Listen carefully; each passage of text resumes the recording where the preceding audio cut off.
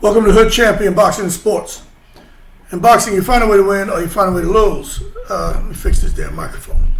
Anyway, how y'all doing, man? Good morning, good afternoon, good night to wherever you may be in the world. And getting to this video. So Andy Cruz and Muratalla fought last night. It kind of went like I thought it could go. I said Andy Cruz. I said I'm gonna pick him to maybe outbox him. I said, but that's if he can stay conditioned, if he can keep his cardio right, if he doesn't get tired. I was like, then he's going to win. And what we saw is Andy Cruz was doing just that until he started to slow. And that was to be expected. Raymond Muratalla was cutting the ring off, keeping the pressure on him. He was stressing him mentally. But Andy Cruz stayed calm, stayed composed. So although he only has 6 fights, now this was his 7th fight and he lost, it doesn't mean that Andy Cruz wasn't prepared for the big time. It's just Muratalla, in my opinion, with the pressure he was putting on him and his conditioning, that made the difference.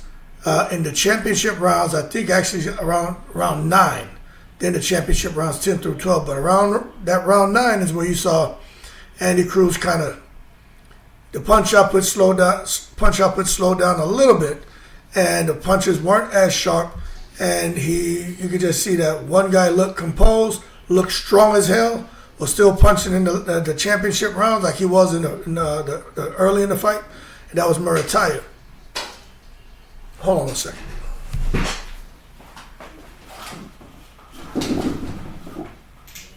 Okay. Watch out for the glass. All right. My son's out there, man. Cold ass weather they out there because the ice on the leaves. They're removing the ice from the leaves, so it looks like a fossil. And so they're out there collecting that, and all my sons are out, all 4 of them, and they're bringing it inside, putting it in the deep freeze, and gonna leave it there. It's for my 8-year-old. I tell you, the dude likes being outside. But they were breaking the ice off the leaves, and I kept hearing something hit the damn glass. I'm like, what the hell is that? Thought they were shooting their airsoft rifles, but nah, it's just breaking the glass off the leaves, so I told them to be careful. Anyway, with Raymond Muratalla, he didn't win this fight with flash. It's just one-on-one boxing, man. And anyone who's been inside that damn ring, or you know boxing, you know how important conditioning is. People talk about speed, they talk about power, they talk about having a chin. Man, conditioning is very important. I would have liked to see Cruz clinch more, to slow down Muratalla, to give himself a rest, but he didn't do that. And you gotta give Cruz a whole lot of respect.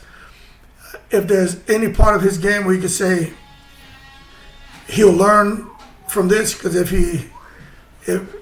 y'all all right? There they go there. See what the hell they do. All right. All right. Y'all go ahead. All right. Now they talking about going outside in the cold and playing football. The boy's crazy. But the one thing you may be able to say about Andy Cruz is maybe if he understood how to clinch and how to get control of the pace a little bit better, then maybe the outcome could have been different. But the reality is when you get a fighter in there who doesn't clinch and they just fight, you got to put some respect on the name, you know what I'm saying? But for Muratalla, he handled his business, man.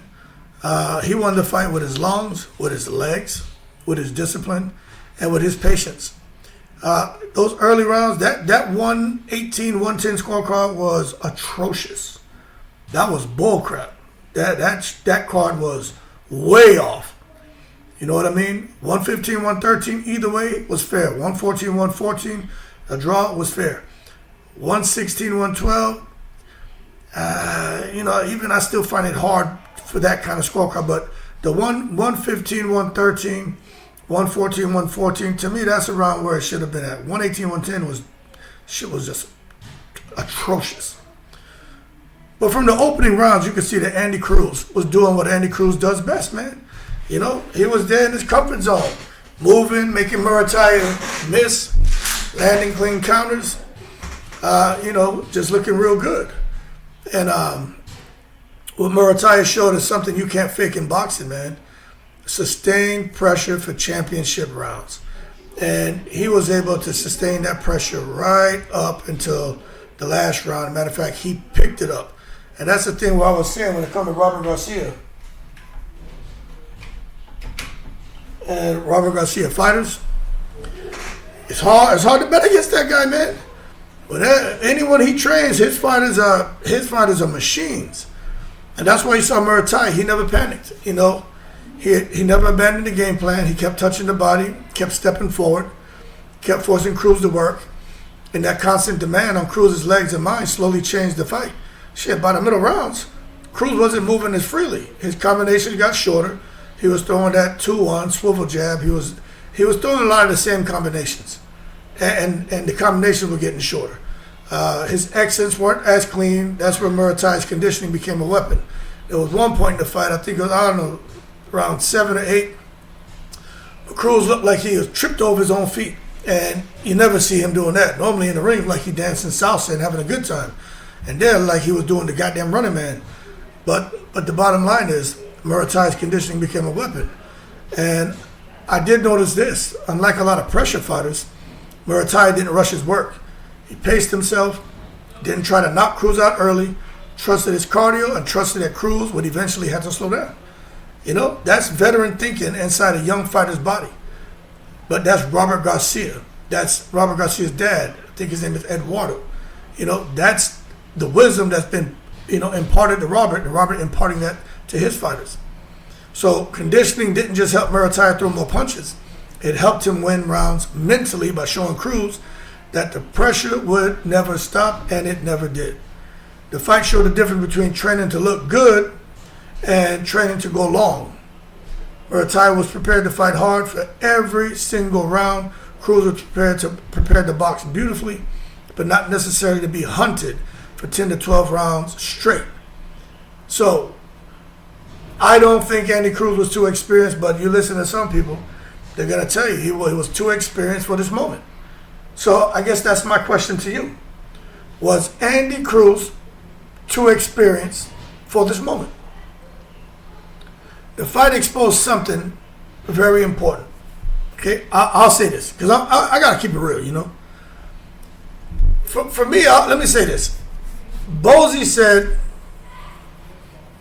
he never tried to change Andy Cruz. He just tried to add to the talents Andy Cruz had already. And it is what it is, a fight. But some people feel that Bozy is just kind of really impressed and amazed with Andy Cruz, and maybe doesn't push him as hard as he needs to for big moments like this, and they feel that there's going to be a reoccurrence where Andy Cruz gets another opportunity, going to lose again. I don't see it that way, because someone's got to win, someone's got to lose. I don't think Andy Cruz should leave Bozy and go elsewhere. I mean, it's one fight. The man had 7 fights. It's a 7th fighter. The shit, really, I had it 115, 113 Cruz, to be honest with you. So 115, 113 Muratalla, that's not bad. So I don't agree with that. I think Andy Cruz and Bozy, the pairing is just fine. But there was something that was exposed by Andy Cruz, is maybe with 6 professional fights, it's not enough to understand professional pressure. We understand his expanded amateur background, and it showed up in it. You can see he can really, really fight. Cruz has world-class skills. Nobody disputes that. It showed last night. But pro boxing is not amateur boxing. In the amateurs, you win on touches. You fight in short bursts. You won't get worn down the same way. In the pros, you fight through fatigue. You fight through discomfort. You fight through pressure.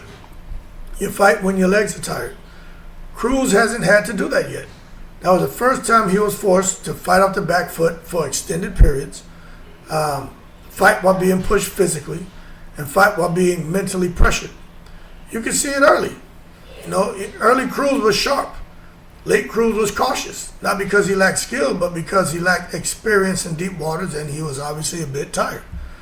So this wasn't about Cruz being bad at all, because he looked amazing. This was about Cruz being early in his journey, and I think he's going to learn a lot from that. And the one thing for me is really push your conditioning. 2 is clinching, the art of the clinch. He's got to learn how to manage his energy, steal rounds late, and how to survive pressure without retreating. Championship level fights demand more than technique. They demand emotional control, physical endurance, and, one of my favorite terms, situational awareness, or what we call SA. And Cruz hasn't had enough fights to develop those instincts yet. So what this fight proves about pro boxing, I don't know, man. The fight proves something that boxing fans often forget, is you can't skip the grind. You look at Devin Haney. Say what you want about Devin. Devin knows when he gets in a fight, he's going to have to move. People call it running, and we make jokes, but Devin is going to move. And his legs never get out. He never stops moving. The last 10 seconds of the final round, Devin can, no kidding, move just as fast, just as agile, and he's just as focused as he was in the first second of the first round. So that's because Devin Haney grinds it out. Andy Cruz can't skip the grind.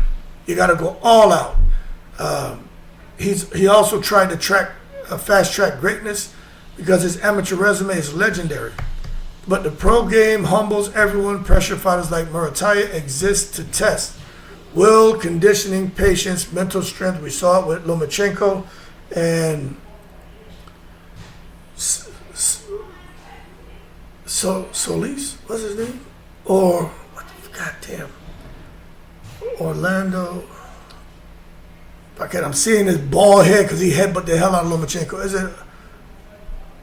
Man, I don't have my phone. Yeah, I got my phone. I'm gonna tell you right now because I'm going crazy. I'm gonna tell you right now. I hate that. Y'all ever have a damn? They call it a brain fart, man.